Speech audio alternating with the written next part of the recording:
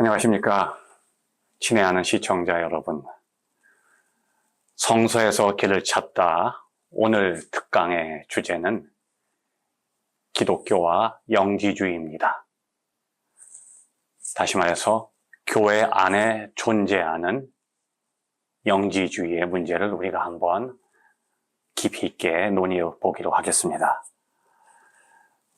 영지주의라고 하는 것은 고대 그리스의 하나의 철학 사상에서부터 출발했죠. 헬레니즘의 유산입니다.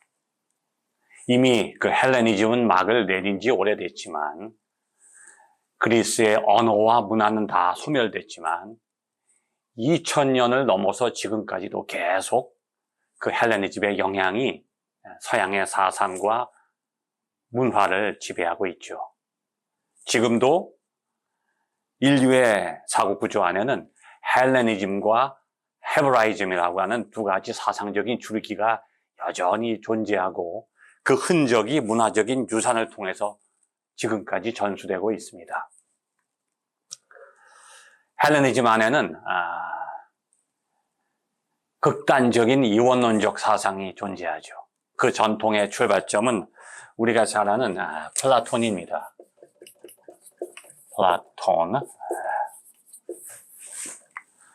플라톤의 이데아 사상에 그 기원을 두고 있죠. 플라톤의 사상은 이분법적인 구조로 되어 있습니다. 이데아의 세계가 있고 또한 보이는 현실 세계가 있죠. 그런데 플라톤의 관점에서 볼 땐 그것이 거꾸로 되어 있습니다. 보이는 것이 보이는 게 아니고 보이지 않는 것이 실체라고 하는 거죠. 보이는 것은 실체가 아니라는 거예요. 보이지 않는 것의 그림자라고 하는 겁니다. 이 이데아라고 하는 영원한 세계의 그림자가 현실이기 때문에 이 현실은 유한하고 썩어지기에 마련이죠. 그리고 보이지 않는 이데아의 세계가 영원하다고 하는 것입니다.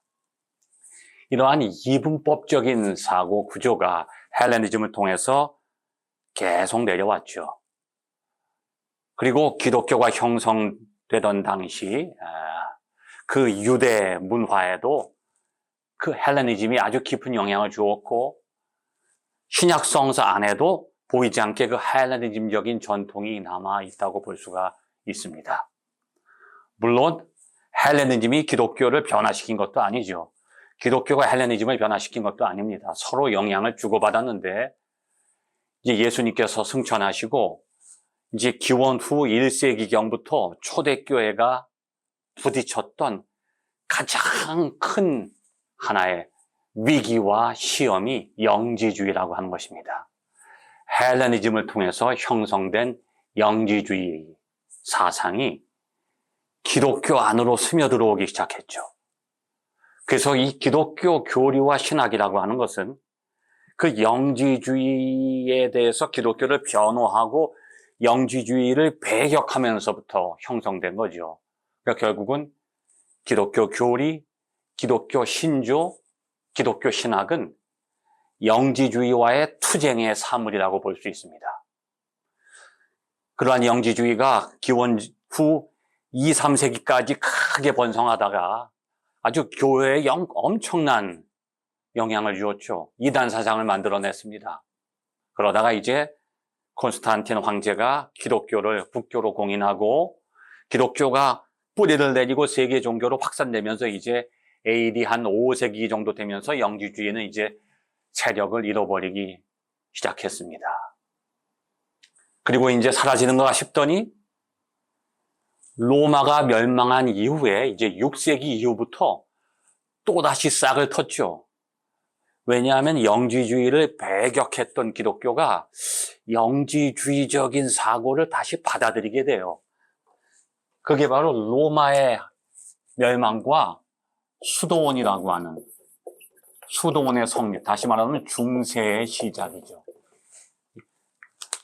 중세가 시작되면서 기독교가 완전히 무너진 게 아니라 기독교가 새로운 모습으로 변화되죠. 왜냐하면 과거의 고대 기독교에서는 기독교가 국교고 세계 종교고 정치를 지배했었는데 기독교를 떠받쳐주던 로마가 무너져 버리니까 이제 기독교가 힘을 잃어버려요. 로마는 멸망했지만 여전히 기독교는 살아남았죠. 그런데 나라의 중심에서 살아남은 게 아니라 다 뿔뿔이 흩어져서 산속으로 들어갑니다. 그래서 산속에서 수도원을 성립시키면서 수도원을 통해서 새로운 기독교가 형성되죠. 그런데 이 수도원은 과거의 국교의 모습이 아니에요. 세상을 피해서 또 도망가는 거죠. 자기가 세상의 중심으로 재정 일치의 시대 때 기독교가 세상의 중심이 되었을 때는 자신이 곧 국가였고 자신이 곧 교회였지만 이제 국가가 무너지니까 세상에 대해서 부정적 시각을 갖게 되죠. 그래서 이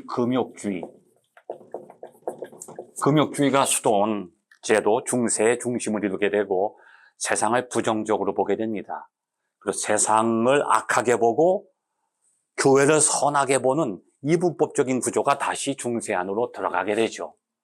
다시 영지주의적인 사상이 다시 부활하게 되는 겁니다. 영과 육을 대립시키는 거죠. 그랬다가 이제 중세가 또 사라지고 계몽주의 시대가 돌아오죠. 그때 또 다시 영지주의가 다시 싹을 트게 되는데 그때는 어떤 모습으로 싹을 트냐 하면 중세가 무너지고 종교개혁 시대 때는 정통주의 시대죠. 정통주의라고 하는 건 뭐냐 하면 종교개혁을 시작했던 오직 말씀, 오직 은총, 오직 믿음이라고 하는 그 중요한 캐치프레이스를 다 잃어버리고 자신이 강조하는 자신의 신앙 고백을 절대화하는 교리 논쟁의 시대가 된 거죠. 그래서 내가 고백하는 교리, 힘이 있는 교리, 기득권이 고백하는 그 교리가 정통성을 갖게 되는 정통주의 시대가 되었죠.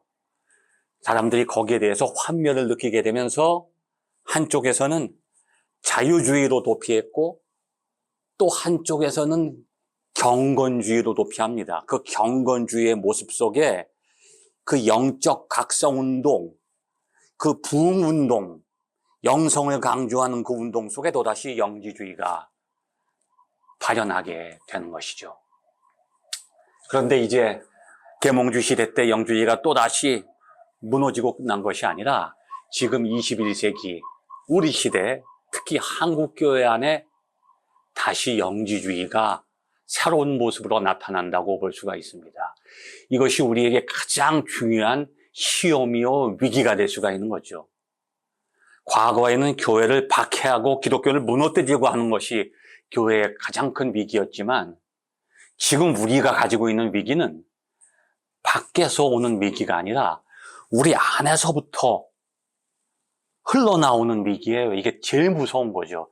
밖에서 오는 위기는 우리가 대비하고 막을 수 있지만 내 안에서부터 나오는 위기는 결코 우리가 이걸 알아차릴 수도 없고 막을 수도 없는 것입니다.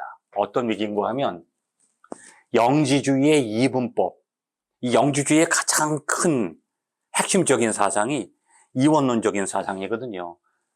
보이지 않는 것이 영원하고 보이는 것은 유한하다. 영적인 세계만이 영원하고 육체적인 세계는 악하다.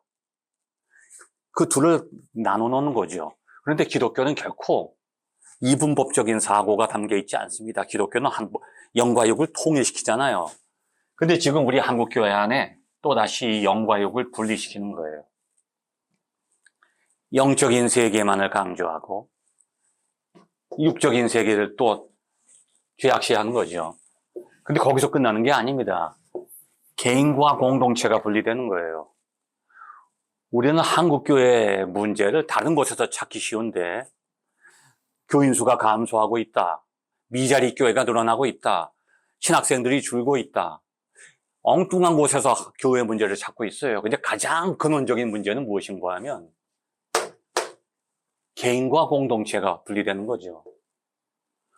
구원도 개인적인 구원이 되어버리고 있어요. 영성도 개인적인 영성이에요. 나 홀로 구원받으면 되고 내가 예수 믿고 구원받고 내가 교회 가는 것은 나의 영혼. 오직 영혼 구원에만 교회가 관심을 가지고 있는 거예요. 육체에 대해서는, 육체라고 하는 게 내 육체만을 의미하는 게 아닙니다. 나의 육체적인 삶이죠. 그럼 어떻게 됩니까? 나의 신앙생활과 나의 사회생활이 분리가 되는 거예요. 신앙생활이 곧 사회생활이 아니라 지금 우리 그리스도인들의 사고 속에 둘이 분리된다. 정신분열증이죠, 이거는. 신앙생활과 사회생활이 따로 분리되어 있어요. 신화와 현실이 분리되어 있죠. 축복과 고난이 분리되어 있어요. 고난은 거부예요. 고난이라고 하는 것은 축복이 아니라는 거예요. 그럼 지금까지 2000년 동안 예수를 믿으면서 순교한 사람들, 고난 속에 살아갔던 사람들은 저주받은 사람들로 우리가 생각할 수 있게 되죠. 결코 그런 것이 아닙니다. 제가 얼마 전에 중증 암 환자를 만났어요. 근데 그분의 고백을 통해서 제가 큰 충격을 받았습니다. 자기만 걸린 게 아니라 자기 아들까지 암에 걸렸어요. 그게 이거 어머니로서 찢어지는 고통을 느끼는 거예요. 자기 혼자 고통이 아니라 이제 아들의 고통까지 느끼는 거죠. 근데 그분의 고백이 놀랍습니다. 얼굴에 기쁨이 있어요. 뭐라고 고백하는가 하면 2000년 전에 아니면 중세대 시대 때 많은 그리스도인들이 박해를 받고 고난을 당하고 순교까지 했는데 나는 그러한 신앙의 깊이까지는 가지 못하고서 이제 육신의 고통 때문에 죽어가는 것, 이거 가지고 내가 원망하고 슬퍼한다는 것은 말이 안 됩니다. 나는 순교에 참여하지 못했지만 이 정도 고통을 내가 가지고 내가 하나님께 나의 슬픔을 나타낼 수 없습니다. 그 고백을 통해서 제가 큰 감동을 받은 적이 있는데 우리는 지금 이 모든 것을 나눠놓고 있는 거예요. 이분법적인 사고입니다. 성서와 과학을 나눠놓고 있어요. 이성과 계시를 나눠놓죠. 하나님의 세계는 비이성적인 줄로 우리가 착각하게 되는 거죠. 그리고 하나님의 나라와 또 이 세상을 구분해요. 매일 우리가 예배드리고 또 교회 가서 주일 예배를 통해서 하나님을 만난다고 생각하는데 하나님의 나라는 저기 있다고 생각하는 거예요. 나는 지금 여기서 하나님을 만나려고 원하고 있는데 마치 하나님이 여기 안 계신 것처럼 하나님의 나라를 멀리 바라보고 있죠. 이 세상과 하나님의 나라가 분리되는 겁니다. 그러면 어떻게 됩니까? 교회와 세상이 분리되는 거죠. 우리는 교회가 존재하는 것이 나를 위해서 존재한다고 생각하는 거예요. 이건 사고가 거꾸로 된 거예요. 교회가 나를 위해서 존재하는 게 아닙니다. 내가 교회를 위해서 존재하는 거죠. 그리고 세상이 교회를 위해서 존재하는 게 아니라 교회가 세상을 위해서 존재하는 거죠. 근데 사람들은 착각할 수가 있어요. 하나님이 우리를 교회로 부르셨다. 그것이 끝인 줄 알아요. 절대로 그렇지 않습니다. 에클레시아, 세상 밖으로 부르셨다. 이것이 교회의 본질로 끝나는 게 아니에요. 이것은 하나의 과정이죠. 교회의 결정적인 목표는 뭐냐? 에클레시아가 아닙니다. 아포스톨로스예요. 하나님이 나를 부르신 것은 세상으로 다시 파송하시기 위해서 부르셨는데 지금 세상과 교회가 분리되니까 교회는 세상으로부터 단절된 게토가 돼버리죠. 게토, 무인도가 되고 있어요. 그래서 세상에서 손가락질을 받고 있는 거죠. 교회의 존재 이유와 존재의 목적은 세상을 향해서 존재한다고 하는 거예요. 근데 세상으로부터 존재하려고만 하니까 교회와 세상이 분리되는 겁니다.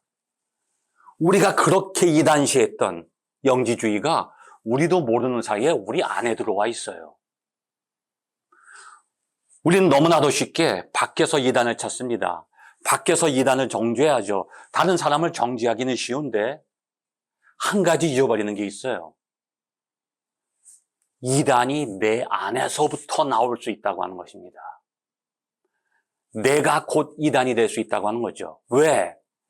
내가 영지주의적인 이분법적인 사고를 통해서 나의 믿음과 나의 신앙을 나눠놓고 있다는 거예요.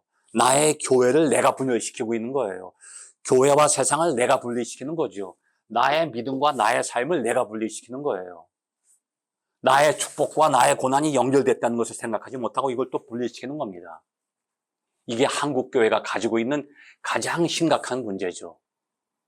지금 한국교회가 영지주의로 빠져들어가고 있다는 거예요. 밖에서 이단을 지적할 시간이 없어요. 지금 많은 이단들이 나타난다고 할 때 남을 이단으로 보는 것보다 우리가 제일 먼저 해야 되는 것은 우리 자신을 이단으로 보는 거죠. 우리가 우리 안에서 이단적인 모습을 발견하지 않으면 이제 한국교회에는 희망이 없어요. 세상의 위기가 다 사라지고 아무리 교회가 부흥할지라도 우리가 우리 자신을 보지 못하는 한 우리는 이 위기에서 벗어날 수가 없다고 하는 거죠. 가장 무서운 위기는 지금 우리 한국 교회 안에서부터 싹이 트고 있다고 하는 겁니다. 이것은 다른 것이 아닌 영지주의로부터 나오는 이분법적인 사고죠. 기독교는 결코 이원론적인 사고를 하지 않습니다. 영과 육이 통일돼 있어요. 그 결정적인 메시지가 바로 요한복음 1장에 나오죠. 말씀이 육신이 되었다. 말씀이 육신이 되어서 세상에 오셨다는 거죠. 이게 바로 기독교의 하나의 핵심이죠. 그런데 영지주의에서는 말씀이 육신이 될 수가 없어요. 왜냐하면 말씀은 영원한 로고스예요. 이데아의 세계에 존재하는 거죠. 근데 육신은 악한 거예요. 그러니까 선한 것이 악한 것으로 올 수가 없잖아요.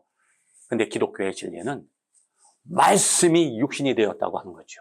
그리고 모든 육체가 부활할 수 있다는 거죠. 영지주의는 부활을 믿지 않아요. 왜?